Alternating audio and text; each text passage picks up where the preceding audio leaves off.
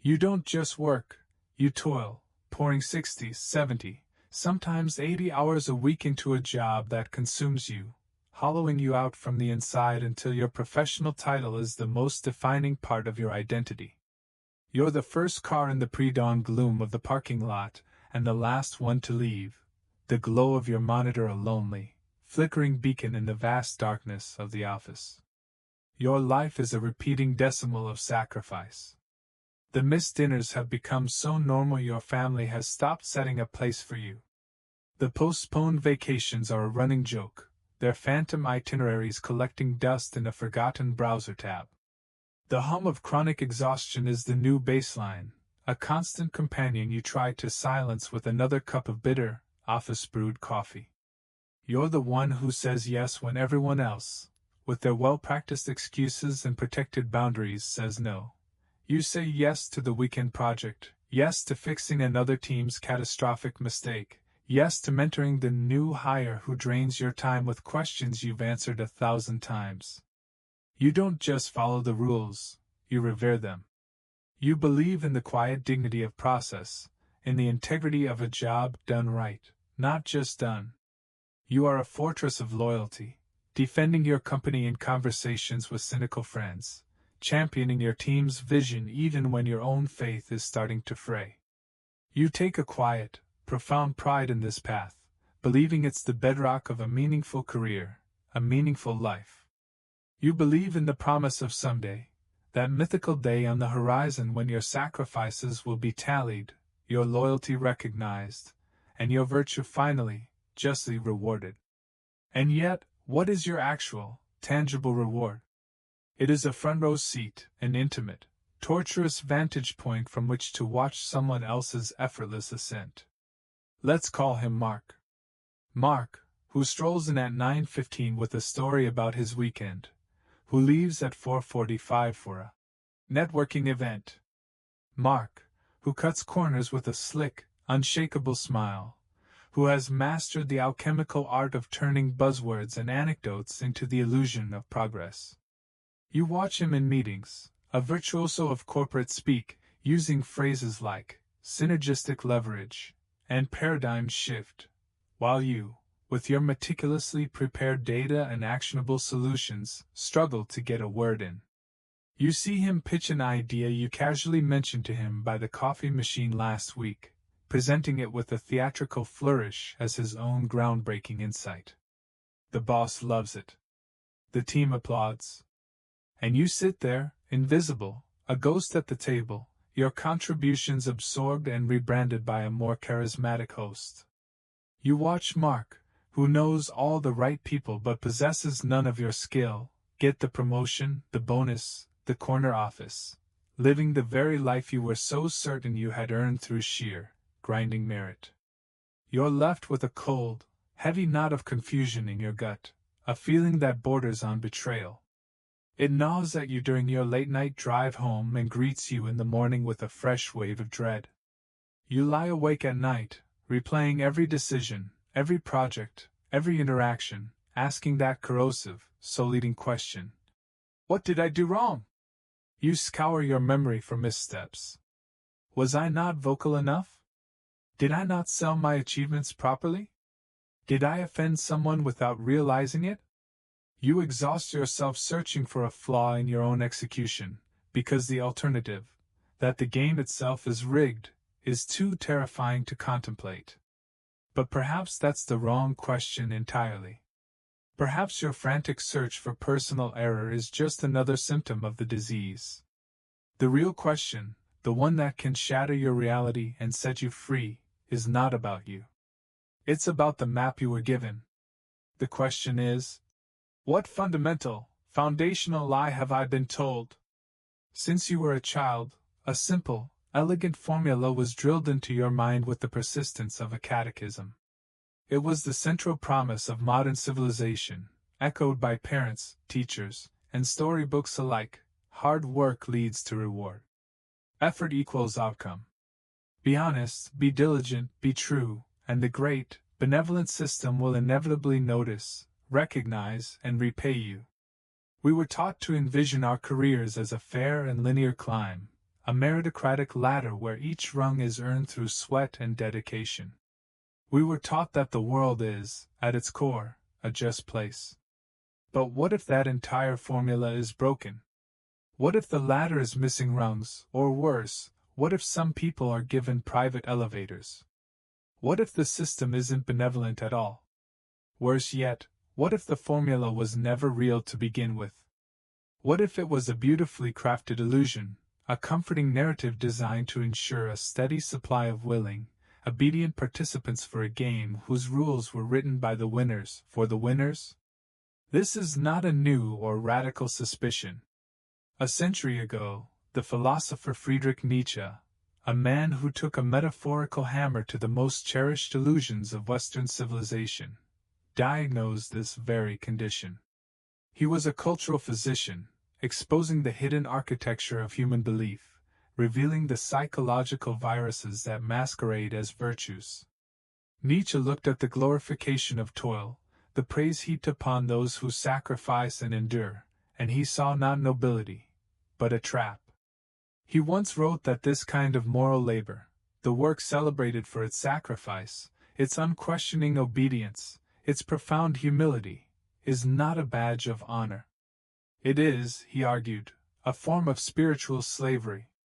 It is a sophisticated psychological cage, masterfully designed not to uplift you, not to empower you, but to keep you perfectly, contentedly, and virtuously in your place.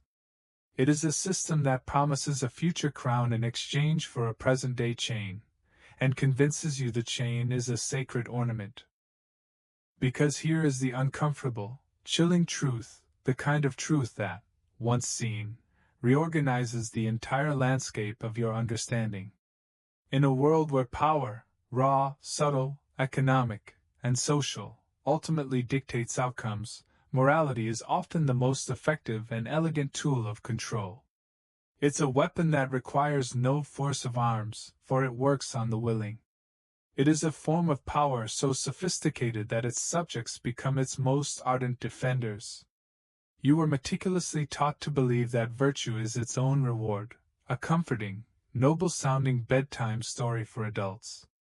This single belief is the master key that locks you into a system not designed for your prosperity. It encourages you to police your own discontent, to reinterpret your exploitation as a test of character. You were told, in countless ways, that if you just kept your head down, remained good, stayed humble, and waited your turn with saintly patience, life would eventually, magically, balance the scales. But life isn't a fairy tale, and it isn't a courtroom presided over by a just God.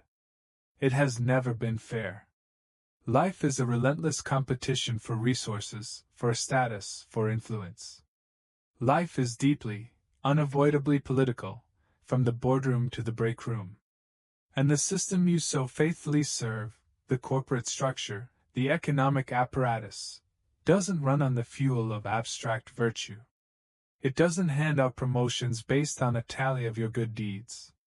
It rewards concrete, quantifiable value.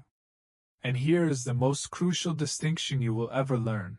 It is not the value you tirelessly create that gets rewarded, but the value you strategically control. To understand this schism, let us leave the realm of abstraction and enter the lives of two people, living in the same city, on the same day. Let's call our first person Sarah. She's a registered nurse in the emergency department of a major city hospital. Her shift began 10 hours ago, and she hasn't sat down for more than 3 consecutive minutes. The ER is a controlled storm of human suffering, the air thick with the smell of antiseptic, the metallic tang of blood, and the low hum of fear. Sarah moves through this chaos with a focused grace. In the last hour alone, she has expertly inserted N4 into the collapsed vein of a dehydrated elderly man, calmed a terrified child with a deep gash on his forehead, while the doctor stitched him up, administered life-saving medication to a cardiac patient, and held the hand of a woman who had just been told her husband didn't survive a car crash, absorbing the woman's raw, shattering grief with a quiet strength that will haunt her on the drive home. Sarah is a creator of immense, incalculable value. She restores health, mitigates pain, and provides dignity in moments of profound vulnerability. Her work is the very definition of essential. Her internal world, however, is a battleground. A part of her feels a deep sense of purpose, a pride in her skill and her compassion. This is the part that believes the brochures, the part that endures the grueling hours because she is making a difference. But another part of her is crumbling under the weight. The weight of her $80,000 in student loan debt, the interest ticking up with every beep of the heart monitor. The weight of the hospital administration's emails about cost-saving measures and optimizing patient throughput, which she knows is just code for understaffing and burnout. She sees the tangible results of her labor every day in the grateful eyes of patients. But her paycheck barely covers her rent and bills in the city she works so hard to keep alive. She tells herself that her work has meaning, and that is more valuable than money. But as she grabs a stale protein bar from her locker, her first meal of the day at 10 p.m., that belief feels less like a noble truth and more like a coping mechanism. She is the perfect embodiment of moral labor, sacred, praised, and systematically undervalued. Now, let's travel across town to a minimalist, white-walled apartment with a panoramic view of the skyline. Here we find Leo. Leo is a mindset entrepreneur and TikTok personality. His workday also began 10 hours ago, with him waking up around noon. He has spent the afternoon storyboarding and filming a 60-second video. He stands in front of a whiteboard covered in buzzwords. Leverage, monetize, passive income, escape the matrix, and speaks with a passionate, rehearsed sincerity into his high-end camera. He is selling his new online course, The Sovereign Wealth Blueprint, for $997. The course is a slickly produced package of generic financial advice and motivational platitudes he has curated from other, more successful gurus. He has created nothing new. He has healed no one. He has built nothing tangible. Leo is a controller of value. He understands perception, narrative, and distribution. His internal world is one of cool, detached calculation. He views his million followers not as a community to be served, but as a sales funnel to be optimized. He sees their comments. "You changed my life, Leo. I'm finally quitting my dead-end job thanks to you." Not with pride, but with a flicker of contemptuous satisfaction. They are proof that his marketing is working. He is monetizing the very despair and exhaustion felt by people like Sarah. He is selling the dream of escape from the very system that relies on Sarah's underpaid labor. As he checks his Stripe account and sees another $30,000 in sales for the day, he feels a surge of power. He hasn't created value. He has captured it from the river of human hope and desperation. He is a master of the system, not a servant to it. This glaring inversion isn't an anomaly. It is the central organizing principle of our economy. It's not your fault that you believe the myth that your hard, essential work would be rewarded. You were the intended audience for that story. In fact, that myth was engineered, refined, and deployed for generations, precisely for people like you. It's not a global conspiracy, but an emergent property of a system designed to protect and multiply capital. It is embedded in the very fabric of our society. Your schoolteachers, themselves underpaid, praise your obedience and your ability to follow instructions, not your rebellious creativity. Your parents, products of the same system, advise you to find a safe, stable job and be a loyal employee. The movies you watch celebrate the selfless hero who saves the day but rarely linger on how that hero is going to pay their mortgage. The entire culture conspires to convince you that asking for more is selfish, that questioning the hierarchy is disruptive, and that your exhaustion is a badge of honor. The myth was designed to keep you obedient, to keep you productive, And most importantly, to keep you from asking the truly dangerous questions. Let's dare to ask them now. Who truly benefits from my loyalty? In the short term, perhaps your immediate manager, who gets to look good because of your extra hours. But in the long term, the beneficiaries are the shareholders, the executive class, the anonymous owners of the system who profit directly from the delta between the value you create and the salary they pay you. Your loyalty is a line item on their balance sheet, labeled reduced turnover costs and increased productivity. Who profits from my exhaustion? The entire economic model. A workforce that is tired, overworked, and living paycheck to paycheck has no time or energy left for dissent. No energy to organize, to build a side business, to learn a new skill that would allow them to escape, or even to think critically about the system itself. Your exhaustion is a feature, not a bug. It is a tool for maintaining the status quo. And the final, most devastating question. Why does the system I prop up with my sweat and sacrifice praise hard work, yet rewards something else entirely? Because the praise is the pacifier. It is the cheap, intangible currency paid to those who perform the essential but unscalable work. The system praises the labor of the hands to distract from the fact that it only truly rewards the labor of leverage. It celebrates the heroes on the front lines to keep them there, while the strategists in the back room reap the financial rewards. It praises Sarah, but it pays Leo. And until you fully comprehend that transaction, you will remain on the wrong side of the equation. Nietzsche never said, "You should stop working." This is a crucial, often misunderstood point. He wasn't an advocate for apathy or a champion of hedonistic laziness.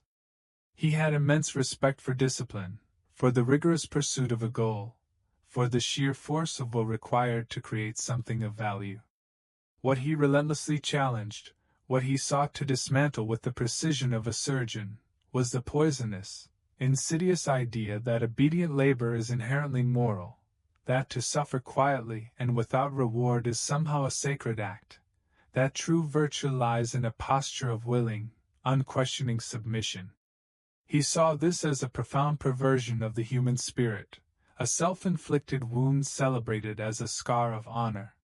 He diagnosed this pervasive mindset with a term that still shocks and provokes today: slave morality.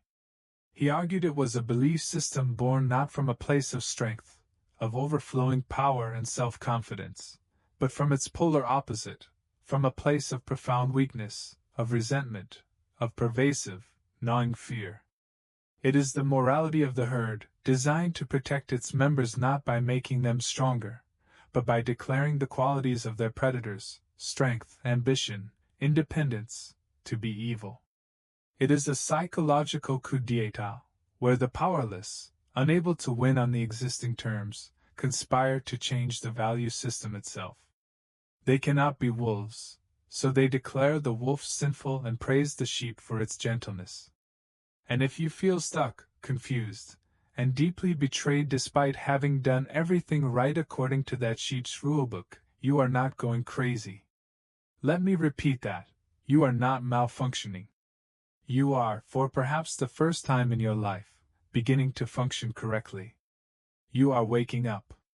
Imagine being born and raised inside a vast, intricate theater. From birth, you are taught that the painted backdrops are real landscapes, the stage lights are the sun and moon, and the scripted lines are the only words that can be spoken. You learn your role, you perform it with diligence, and you believe in the reality of the play. Waking up is the moment you first notice a crack in the painted sky. It's a moment of profound cognitive dissonance. It's the actor in the background flubbing a line, the creak of a winch lowering the moon, the sight of a stagehand smoking a cigarette in the enchanted forest. At first, you dismiss it. An anomaly. A mistake. You try to force your perception back into alignment with the script. But once you see the crack, you can't unsee it. You start seeing them everywhere. This is the feeling you have now. The promotion of Mark, The slick talker wasn't a glitch, it was a crack in the painted sky. The memo about cost-saving measures that resulted in your workload doubling wasn't an error. It was the sound of the machinery behind the set. You are beginning to see that the world isn't a malfunctioning meritocracy. It is, in fact, a perfectly functioning hierarchy of power, operating with terrifying precision, exactly as it was built to. The purpose of the system isn't to reward your hard work. The purpose of the system is to sustain itself and enrich its owners. Your hard work is simply the fuel it consumes. Let's explore the psychology of this awakening more deeply. It often begins with a sense of profound injustice, a feeling that the universe has made a clerical error. You think, this can't be right. My efforts should have been rewarded. His corner cutting should have been punished. You are still operating under the assumption of the just world fallacy, appealing to a cosmic referee who you believe has momentarily looked away. You might even work harder, believing that a more overwhelming display of your virtue will finally force the referee to blow the whistle. You double down on the very behavior that is draining you, hoping that sheer volume will finally tip the scales. This is the bargaining stage of grief for the fair world you thought you inhabited. But the whistle never comes. And slowly, painfully, the anger and confusion begin to curdle into a new, terrifying clarity. You start to see the patterns. You notice that the people who rise, the ones who seem to effortlessly ascend, are not always the most skilled or the most selfless. They are the ones who understand the hidden language of the system, the unspoken grammar of power. They understand that what you know is often less important than who you know. They understand that perception is reality, and that managing your boss's perception of you is a more critical task than managing your actual workload. They understand how to claim credit for successes and deflect blame for failures. They understand how to build alliances, how to trade favors, and most importantly, how to detach their own sense of worth from the system's fickle, often irrational, approval. They don't wait for a gold star from the teacher. They are busy building their own private school. So you must force yourself to ask a new set of questions, questions that feel dangerous because they challenge the very foundation of your identity as a good person and a hard worker. What if working harder is no longer the answer? What if it is, in fact, the most predictable and least effective strategy, like a mouse pressing a lever for a food pellet that will never again dispense?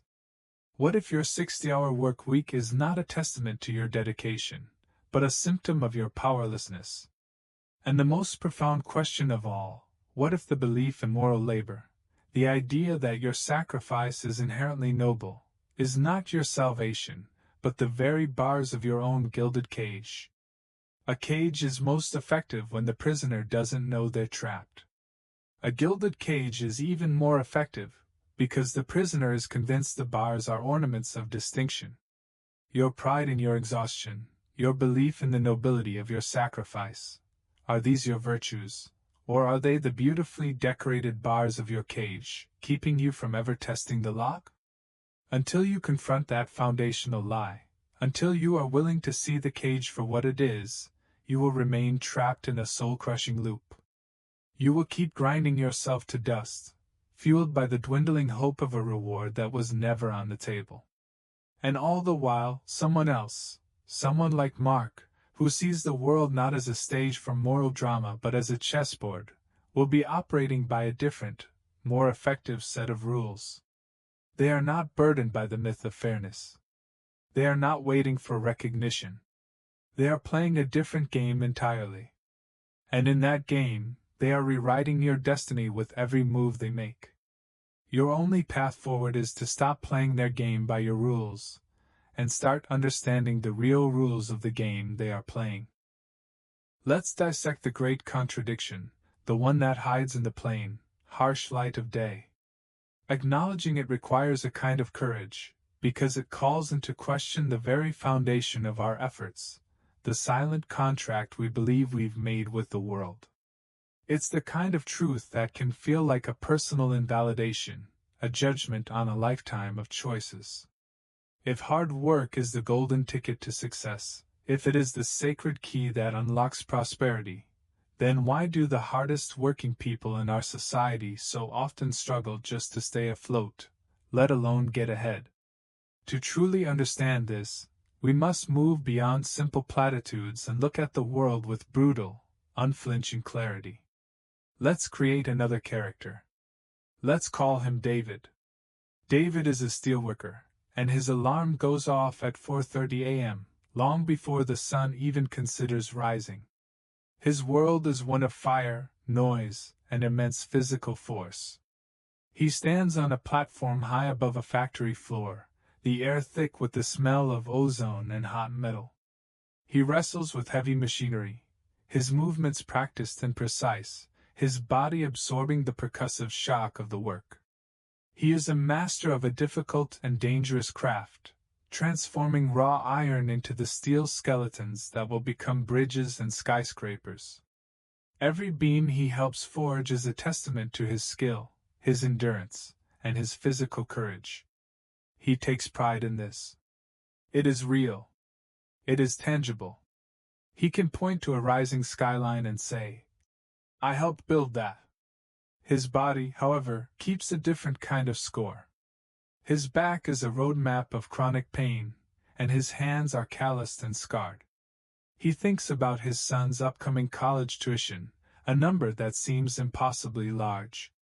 He thinks about the second mortgage on their small house. He sees the finished buildings, gleaming towers of glass and steel filled with people in expensive suits, and feels a profound and alienating disconnect. He is the foundation, the unseen skeleton, of a world he can never afford to fully inhabit. He is creating immense physical value, but he is trapped at the very bottom of the value chain, trading his life force, hour by hour, for a wage that barely keeps his family's head above water. Now let's teleport to an office inside one of those gleaming towers. Here we find Julia. Julia is a private equity partner. Her world is quiet, air-conditioned, and abstract. Her work consists of reading reports, financial modeling on a spreadsheet, and a series of quiet, discreet phone calls. Today, her firm is finalizing a leveraged buyout of a mid-sized manufacturing company, a company perhaps not unlike the one where David works. She has never set foot in the factory. She has never met a single one of its employees. But she has analyzed its balance sheet with ruthless precision. She has identified inefficiencies, a term that sounds clean and clinical, but which she knows means pensions, redundant staff, and benefits packages. With a few keystrokes and a final yes on a conference call, the deal is done. Her firm has acquired the company using mostly borrowed money. Over the next year, they will restructure it. They will lay off 200 workers like David, cut benefits, and sell off the company's real estate assets. After making it leaner, they will sell the company, or what's left of it, for a massive profit. For her role in this transaction, Julia's bonus will be in the 7 figures. It's more than David and all 200 of his laid-off colleagues will earn in the next decade combined. Julia doesn't see herself as a villain. In her world, she is a master of the game. She is creating shareholder value. She is a rational, intelligent actor making smart, strategic decisions.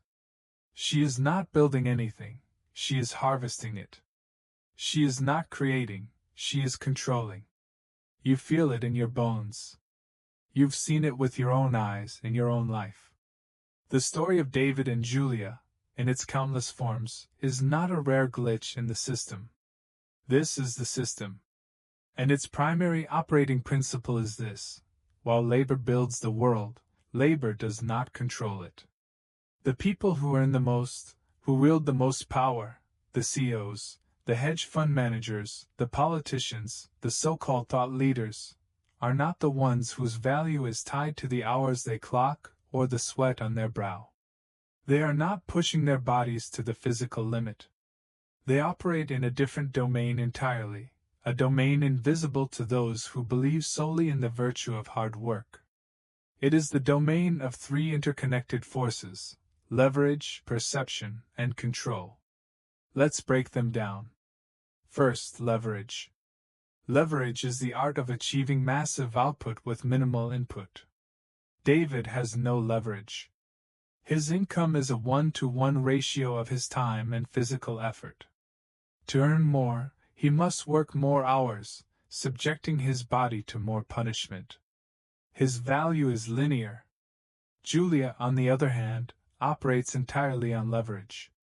The capital she commands is leverage. She uses other people's money to control assets far greater than her firm's own investment. Her decisions are leverage. A single choice can affect thousands of employees and generate millions in profit. Technology is leverage. A software engineer who writes a single program that automates the work of 100 people has used leverage. An influencer who speaks to 1 million people with one post has created audience leverage. The system is designed to disproportionately reward those who can apply leverage, while compensating those who can't with a simple wage. Second, perception.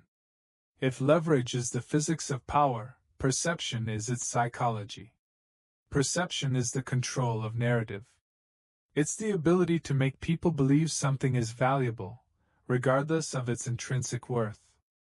The TikToker from our previous example, Leo, creates no tangible value, but he has mastered the art of projecting the perception of success and expertise, and he monetizes that perception.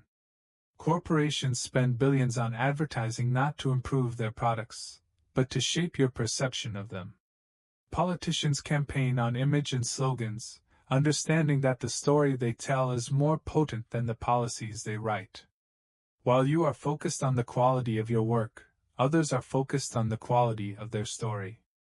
They are managing their reputation, crafting their personal brand, ensuring they are perceived as valuable by the people who make decisions. They understand that in the court of power, the better story often beats the better work. Finally, and most importantly, control. This is the end game. This is the ultimate source of power and wealth in our system. Control means ownership. David does not own the steel mill. The nurse Sarah does not own the hospital. They are employees. They are selling their time and skill within a system someone else owns. Julia and her firm, through the acquisition, now own the manufacturing company. They control its destiny. Ownership is the right to the profits, the right to the assets, the right to set the rules. The great myth of moral labor keeps you so focused on being a good employee that you never think to ask how you might become an owner. The system encourages you to climb the ladder, but it is designed to distract you from the fact that the real power belongs to the person who owns the ladder itself. These three elements, leverage, perception, and control, are the real currency of power. The people who rise highest are not just working, they are positioning. They are not just producing, they are influencing. They are not just serving, they are owning. And that is by design.